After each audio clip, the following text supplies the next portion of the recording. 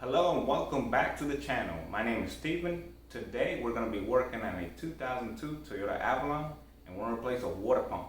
This water pump is timing belt driven, so we're going to replace the timing belt itself. We're going to replace both camshaft seals, the crankshaft seal, a timing belt tensioner, drive belts, and a couple other things in the way. If you're new to this channel, what I do here is automotive repairs and I give you advice based on my experience. So hit that subscribe button if you want to see more of my videos. Enough talking, let's get to this car right now.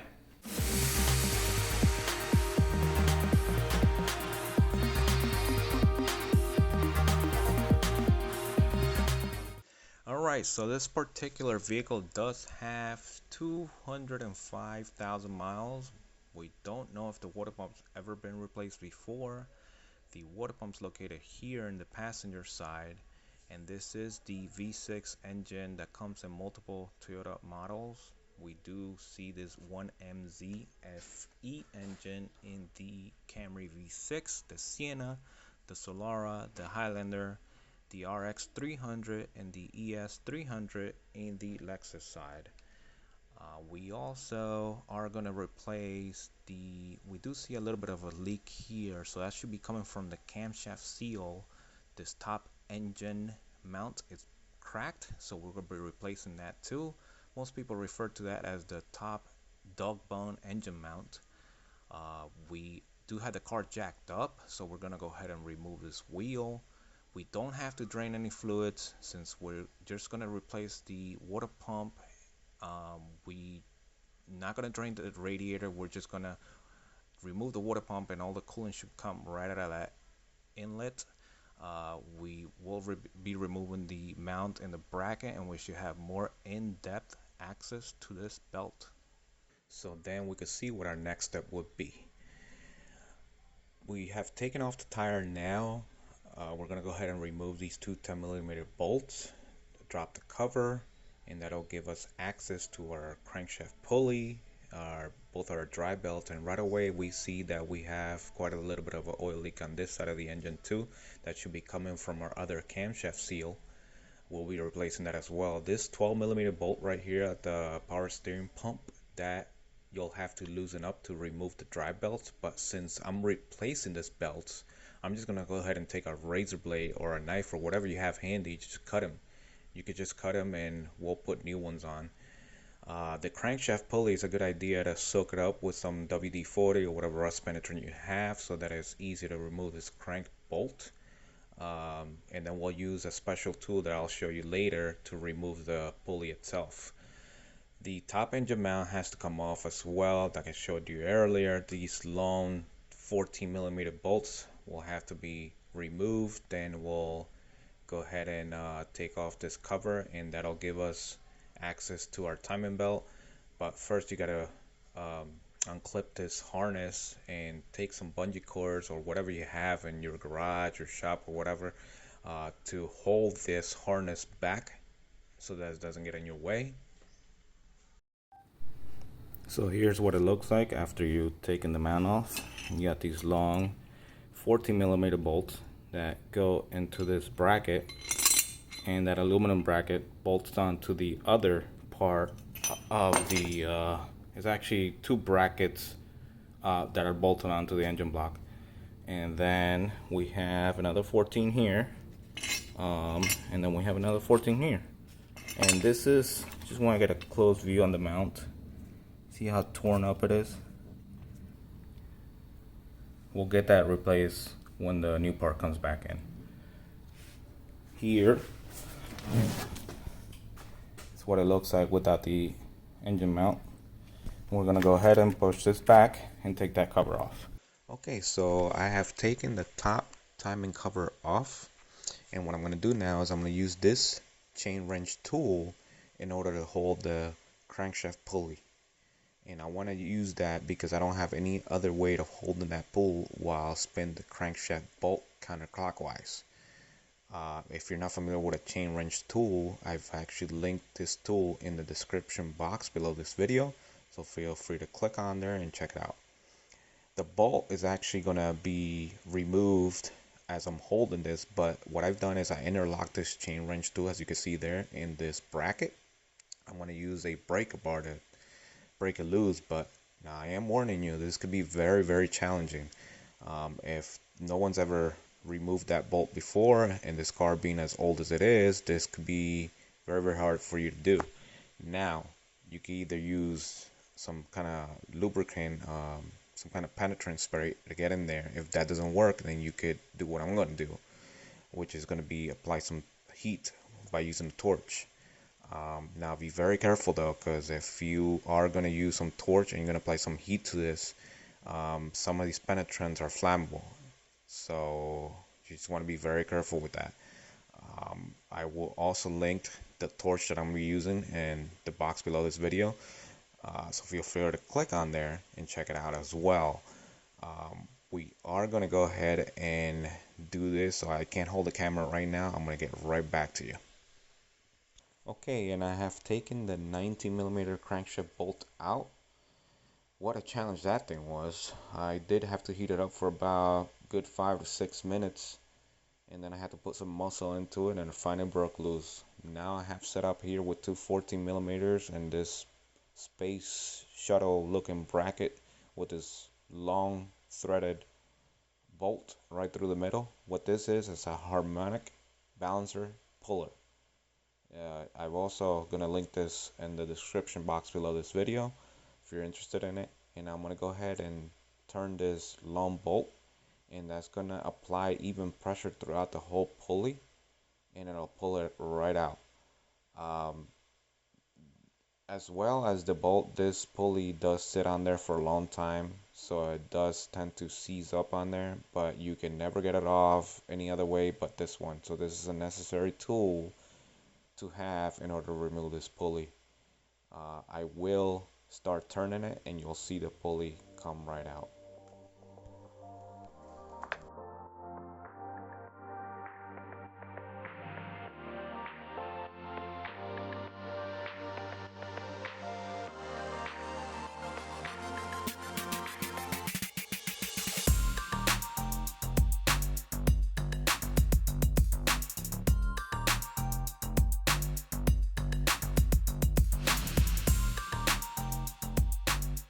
Okay, so easy as that, we got our crankshaft pulley off, and now we're going to take the lower timing belt cover off by removing these 10mm bolts and just gently pull on the cover.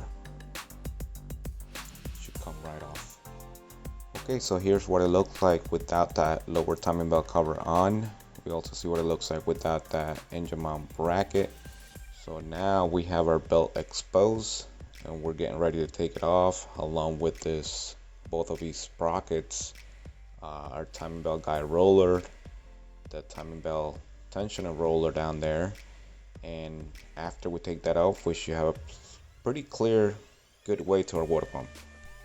Okay, so the first thing you want to do is take off that idle pulley on the top, and right here you see our belt is completely out. I'm going to take it right off. Next, we're taking our timing belt tensioner roller off. This timing belt tensioner, whoops, I just dropped that washer.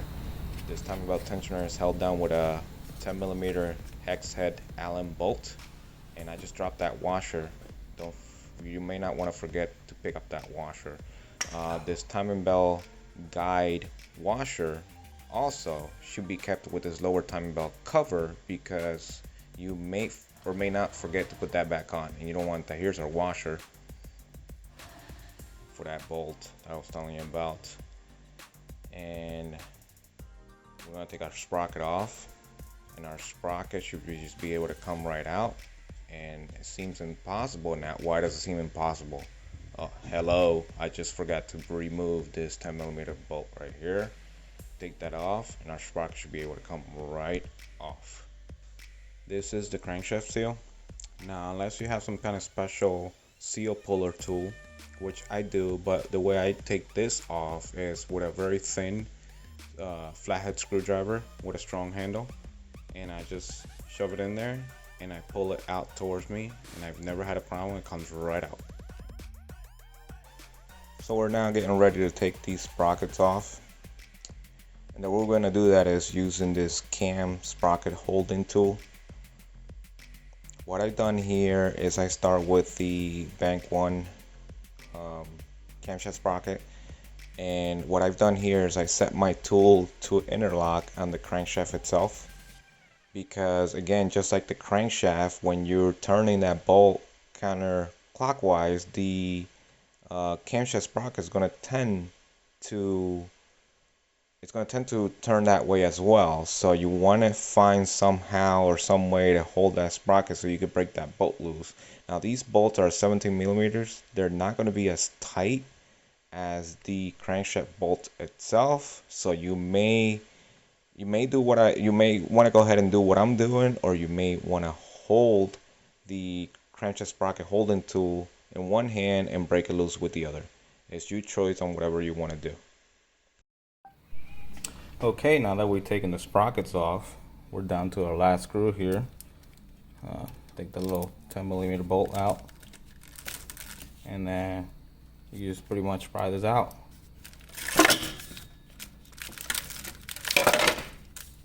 And there it is.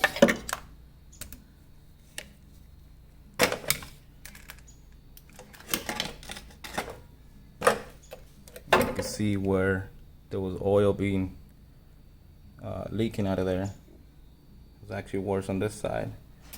So those are the actual camshaft seals leaking, and that's our water pump. I'm gonna take that water pump off and put the new one back on, and getting ready to put this thing back together. Okay, so I have taken the 6 millimeter bolts that hold this water pump onto the cylinder block, and I'm using a pry bar to pry the water pump off the block. So I'm gonna make it rain now, and here it is. This is why I don't drain the coolant from the radiator, just because as soon as you pull that water pump out, you're gonna drain the coolant from here anyways, unless, I mean, it could become a little bit messy, unless you don't want to make, like, you know, such a big mess and you don't have a big pan like I do here to catch all that coolant. Then you may want to drain the radiator, and that'll release some of the volume of the coolant that's going to be coming out of here. Right away, what I could see as pulling out this water pump is that it's kind of hard holding the camera while I'm pulling this pump off, but right away I could see that someone did some work on this before. Somebody was on here, because this is an aftermarket water pump with an aftermarket paper gasket, as we can see in here. These paper gaskets, I'm not a big fan of these because they leak a lot, and not only that, they make a mess. I mean, as you can see right here, it took me forever to peel and remove some of that gasket that was in there before. This is the metal gasket that comes with the water pump from the factory. So this is much better. You know, you take the old gasket out and you put the new one in, and that's it. With that old water pump, oh man, I had to take a razor blade, a wire brush, and just pretty much work in getting that paper gasket off of there. So we're gonna go ahead and use these these two studs sticking out right here, and we're gonna use that as a guide to put our water pump in. You know, you just want to go straight in. There's 2 nuts and 4 bolts on that water pump. They all got to get torqued down to 6 Newton meters or 53 inch-pounds of torque. This is my seal that I'm going to start driving out. By the way, you could torque those. If you don't have a torque wrench at home or wherever you're working, you could just use a 1/4 inch drive, but make sure you torque those bolts with one hand. Don't over torque them because they could break. You don't want that to happen. Now with the oil seals, we could actually drive them out with a screwdriver, which is my method of preference. There's multiple applications out there like seal pullers, all types of different seal removal tools out there, but I use this screwdriver right here. I take the very edge of it, I shove it in, and then when I shove it in, pulling towards me. Now if I feel restriction when I'm pulling it towards me, I switch to the other side. This is one of the other tools that I was talking about. This is actually another one that I've used. What you do with this one is you remove this bolt right here and you loosen it, switch the blade around, and then use the slider to pry onto the camshaft, and you're pulling the seal out with it. It works good as well, but like I said, my method of preference is a screwdriver. If these seals been in here for a while, they're not gonna be soft, they're gonna be very hard. So believe me, it'll take some patience, but it does come out if you just slowly take your time with it. And this one right here is, you know, it's not very hard, but it's also, there we see it coming out. And once you have it out, you just pull it right out with your fingers. That is it right there. So now that we've taken our seal out over here, this is a new one. Okay, here's the Toyota part number for it, and you want to be careful that when you install the seal, this inner lip right here, okay, make sure that it stays that way. A lot of times what happens is, you know, it gets pinched the wrong way and it'll leak out. It'll actually pour oil out. So you want to be careful you put that seal in the right way. Okay, so we're gonna go ahead and put it on.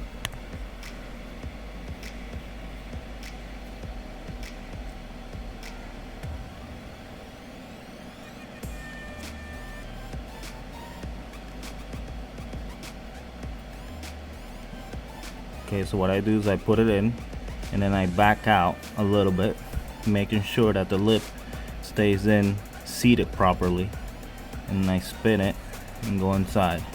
Okay, now here's the tricky part. There's guys out there that got strong thumbs and they actually push this in with their fingers. There's people that actually take a some sort of a spacer with an opening on here, put it in there and then pry with a pry bar, and it'll sit flush and it'll get seated properly the way it should. And then there's me, where I just go ahead and work it however I can. That's right, that's what I do. I work it as much as I can to get it inside that opening. And what I do next is I grab a large axle socket. What I have here is a 38 millimeter. This is used for axle nuts, and the opening is big enough to fit over this camshaft, and that way I can put pressure onto the seal and the seal will go right in.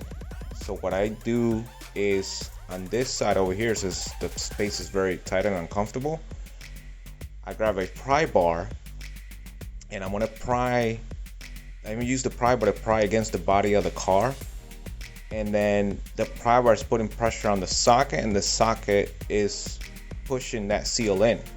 Now it's even pressure throughout the seal, so you don't worry about the seal, you know, going in halfway in or cocked or whatever. It's just even pressure and it should go nice and smooth. Obviously you have very good leverage with a pry bar, so you don't have to you know, force yourself a lot. And as you can see here, if I could focus, yep, seal has no problem driving itself in. So now we're gonna move on to Bang 2 camshaft seal, and just like the other one, we're gonna go ahead and put it in, but we're gonna put it in slowly, carefully, being very careful that the seal doesn't twist as it's going in. So what I do is I put it in and I back it out. As I'm backing it out, I'm also turning it, making sure that it stays nice and seated. I'm going to push it in as much as I can, and then I'm going to go ahead and grab the socket. And as I grab my socket, I'm making sure that it's seated where I want it, nice and even, so that it's not sticking out on one side and not the other. I'm going to push that seal in as much as I can, and then back off, take a look at it. Then we're going to go ahead and see and touch with our fingers, making sure which side went in further, and the side that didn't go in further, we're going to push in a lot. We'll put more pressure on that side.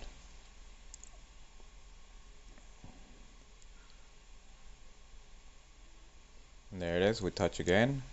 It feels not sitting slightly flush, so I'm going to push it one more time.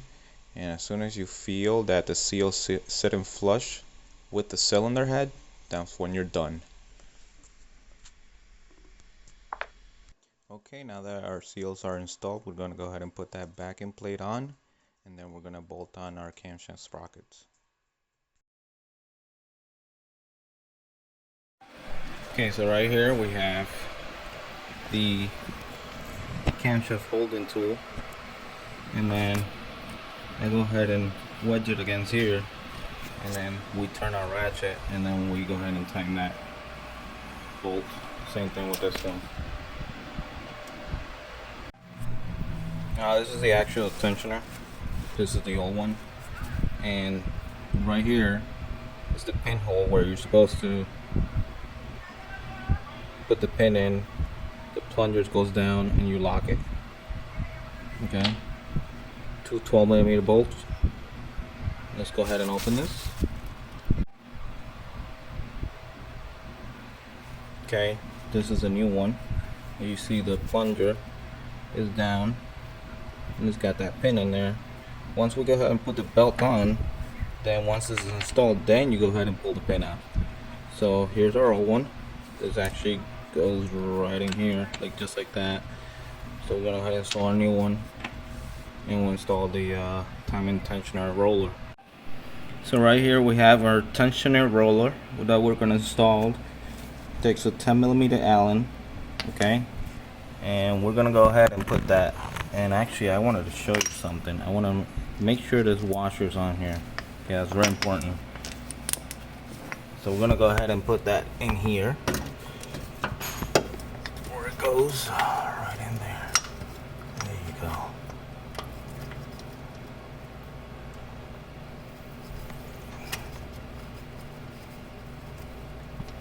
Okay.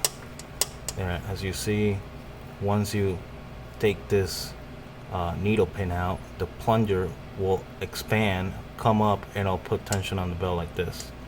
That's how it works. So we're gonna go ahead and tighten that up and get ready to put our timing belt on. Now here's an unusual scenario. So remember how this was leaking oil? This was all covered in oil, so I cleaned it out as much as I could. And you see how there's marks on here. Well, that's from the pulley actually creating those marks in this cover. What we want to do is check the pulley itself and see if there's any cracks starting to develop here, because if there are, that means that the pulley itself is separating. So this whole harmonic balancer, as they call it, is actually a two-piece. This is metal, this is metal, this is rubber in here. But if you see something like this where it's starting to actually cause some scuff marks on here, you will have to replace the pulley, unfortunately, because this is going to get worse. The pulley is going to start separating here, and it's going to cause this to eventually eat into this cover, and eventually enough so it'll make a hole and then eat into your timing belt, and you don't want that to happen. So that's why you want to go ahead and replace this.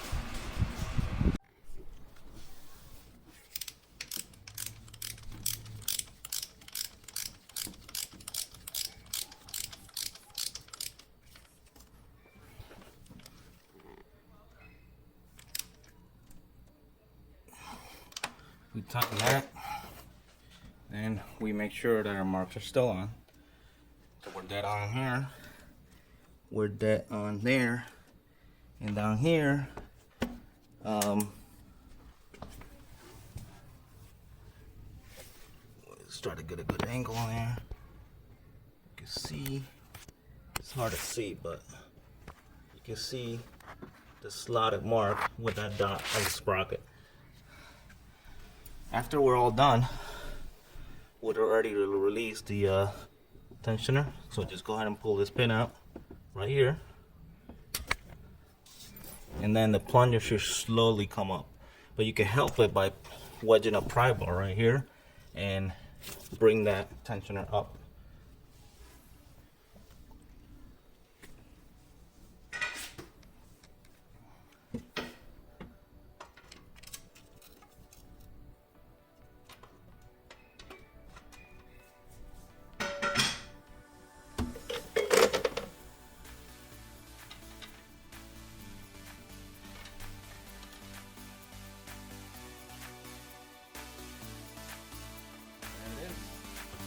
timing belt is already installed.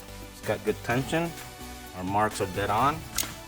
Take these off and we can assemble everything back on. Okay, so now we're ready to assemble the bottom part of this job. So that timing belt guide plate washer, make sure that it's facing the correct way. Put that in there.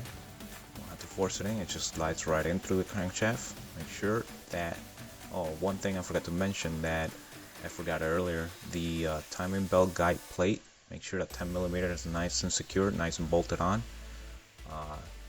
That's going to keep our belt intact. And now we're ready to put our bottom timing belt cover.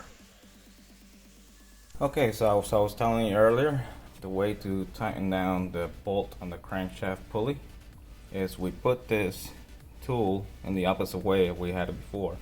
So we're going to go ahead and crank down on the bolt clockwise.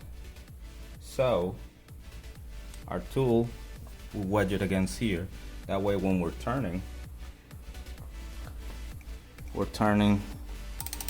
right here, we go ahead and we don't have to worry about the crankshaft pulley spinning. Now I do actually, this is just my method of doing it. Since I have a long extension on the ratchet itself, it's kind of hard to keep it steady in there without, moving around. So what I do is I take a jack stand and I lay the extension on there, and that way I don't have to worry about the extension moving around. You see we have our cover back on, and then now we're just going to go ahead and do our belts. We went ahead and put our power steering belt on,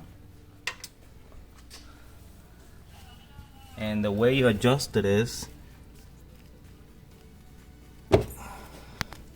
right over here. You loosen that and then take a pry bar, pry it down, okay? I don't know if you can see it from here. You take it right here, loosen it up, pry it down. As you're holding it down, tighten that up, and then the belt should be nice and snug.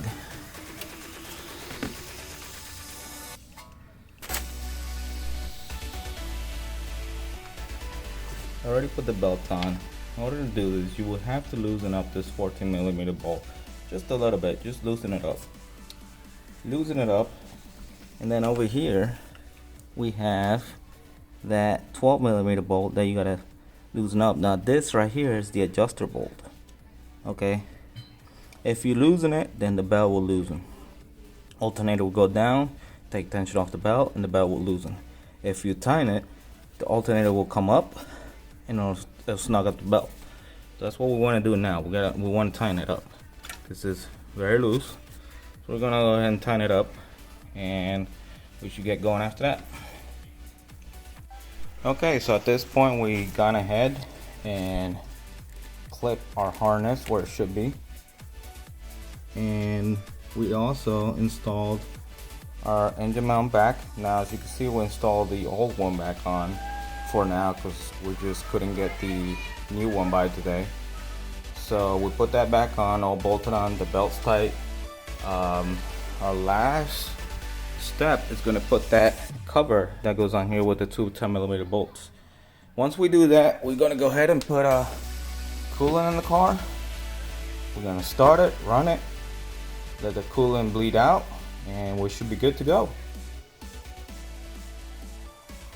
Just like this, we have completed our water pump with our seals, timing belt, new dry belts, all done now.